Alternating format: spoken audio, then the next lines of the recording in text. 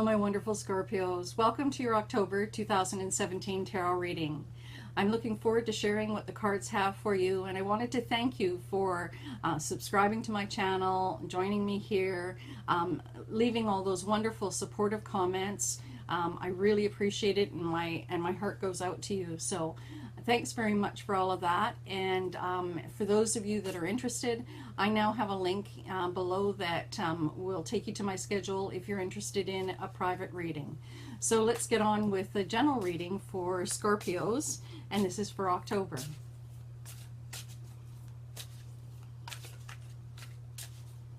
So let's see what's coming up for you in the month of October.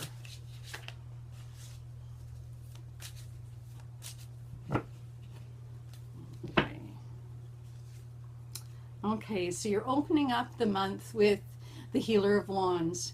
And the Healer is one of the guide cards, and it's a recommendation that you make some time to sort of connect with the things that are really important to you. So, you know, the Wands is connected to our spirit, to our authentic selves. It's connected to the element of fire and creativity. And so there's a suggestion here that as you move into October, this is a really good time for you to connect with that part of yourself that that enjoys doing those types of things, and that there's a real comfort and nurturing energy around that for you, and that's going to be something that's going to really be beneficial for you this month. So let's see what else we've got.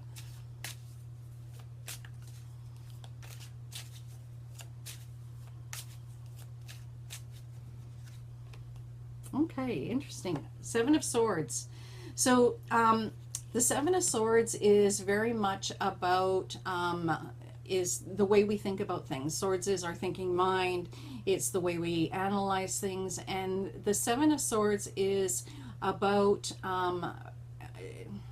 procrastination, perhaps staying stuck in a position because you're hoping that things will improve and you might not have to make a decision. It's really about helping you to recognize that it's the things that are going on in your mind that are perhaps creating barriers for you. So it's a good time for you to kind of when you're sort of looking at making time for things that you really enjoy doing, to kind of look at what things perhaps you're doing that is stopping you from connecting with that part of yourself, and look at those barriers and see if there are things that you can do to lift them for yourself. Because it's swords, it quite often it's connected with the element of air, and air is about movements, and our thoughts are what actually leads to our actions. And so maybe some time for reflection, but not staying stuck there. Sometimes, you know, if you overthink things, you balance things back and forth so much that it becomes even more confusing. And so it might be a good idea to make some lists and help you to sort through some of those things. Let's see what else we've got. Okay, Scorpio, so you've got the Nine of Wands.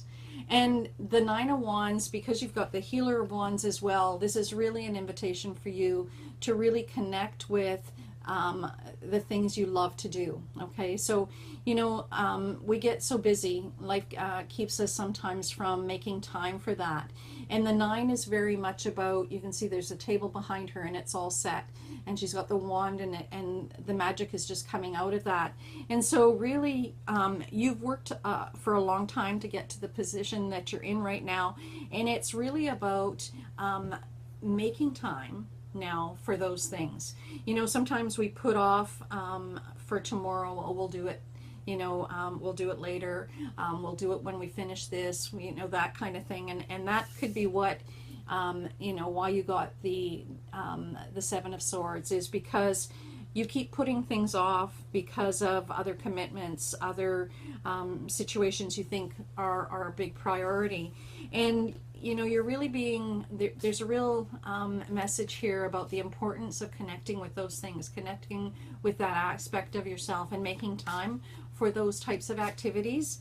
because when we don't, it can very, life can very quickly become, we get onto automatic, and it becomes a situation where it's all work and no play, and so you're really not finding the joy that that makes everything worthwhile.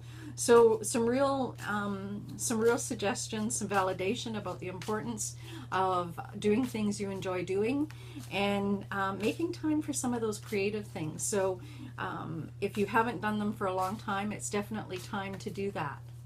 Let's see what else we've got.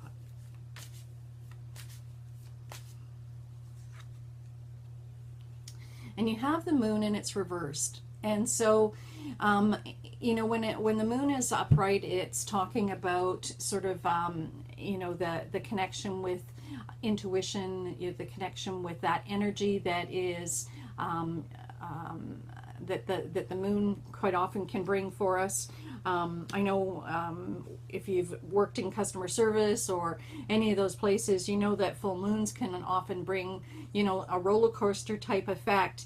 The fact that this is reversed is just indicating that you're not being connected to your own cycles, okay? So there are things that perhaps have been going on that you feel like you're being pulled away from, those things that ground you.